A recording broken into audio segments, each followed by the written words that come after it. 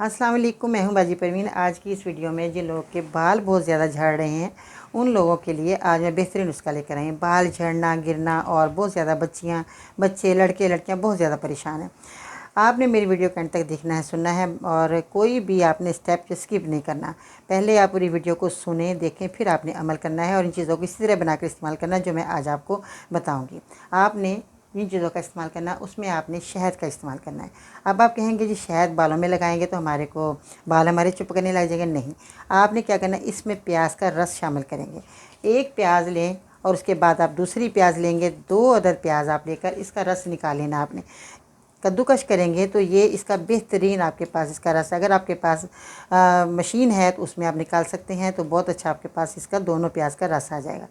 और आपने इसके बाद लेना है अरके गुलाब। अरके गुलाब भी आप इस्तेमाल करेंगे इसमें, जिसमें अरके गुलाब ताज़ा आपके पास होना चाहिए, बेहतरीन। क्योंकि बाज़ लोग जो हैं अरके गुलाब इस्तेमाल करते तो हैं मगर वो एक नंबर नहीं होता।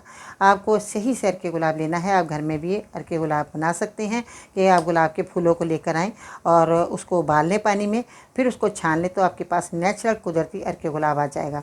तो अगर आपके पास नहीं है गुलाब के फूल, अगर आप नहीं बना सकते तो इस तरह बाज़ार से मिलता है तो आप ये भी ले सकते हैं। अब मैं आपको बताती हूँ कि कितनी मिकदार में इन चीज़ों को लेना है। 2 अदद प्याज का आपने रस निकाल लिया, 1 चम्मच आपने शहद लेना है, 1 चम्मच आपने अरके गुलाब ले लेना है। अब इनको आपने अच्छे तरीके से मिक्स करना है चम्मच की मदद से। जब ये देखें कि मिक्स हो गया, आपकी दवा तैयार हो गई, तब फिर आपने बालों की जड़ों में इसको लगाना है।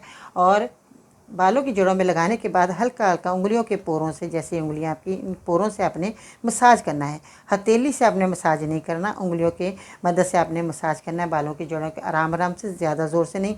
बाज़ क्या करते हैं, इतनी ज़ोर से मालिश करते हैं कि बाल ही टूटना शुरू हो जाते हैं। इस तरह नहीं करना, आपने आस्था हल्के हाथ से आपने मसाज करना। आधे घंटे तक आपने ये रेमेडी अपने बालों में लगा कर रखनी है। 1 महीना आपने इस्तेमाल करेंगे, इंशाल्लाह आपको फ़ायदा होगा। 2 बार हफ्ते में आपने इस्तेमाल करना है इस नुस्खे को जो मैंने आज आपको बताया। हर उम्र के लोग इस्तेमाल कर सकते हैं, इसका कोई साइड इफ़ेक्ट नहीं है। घरेलू चीज़ें हैं, अपने किचन में जाएँ, ये चीज़ें हासिल करें और बनाएं और अपने बालों की मजबूती को पाएँ।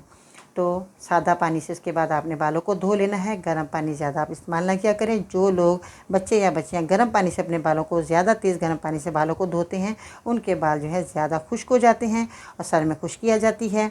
और जो बार बार शैम्पू यूज़ करते हैं और बदल लेते हैं, मैं उनको यही कहूँगी कि अपने शैम्पू को एक ही रखें। 1 महीना इस्तेमाल करने के बाद उसको चेंज करें अगर आपको ये फ़ायदा नहीं दे रहा शैम्पू, तो आपने शैम्पू की मदद से अपने बालों को वॉश कर लेना।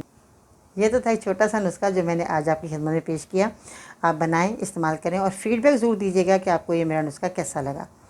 ठीक है जी, दुआ में याद रखिएगा और चलते चलते मेरे चैनल को सब्सक्राइब करें, वीडियो को लाइक करें, बेल बटन आइकन को ज़रूर प्रेस कीजिएगा ताकि इस तरह के बहुत अच्छे नुस्खे आप तक पहुँचते रहें। दुआ में याद रखिएगा। इंशाल्लाह ताला ज़िंदगी रही तो फिर मिलते हैं नई वीडियो में।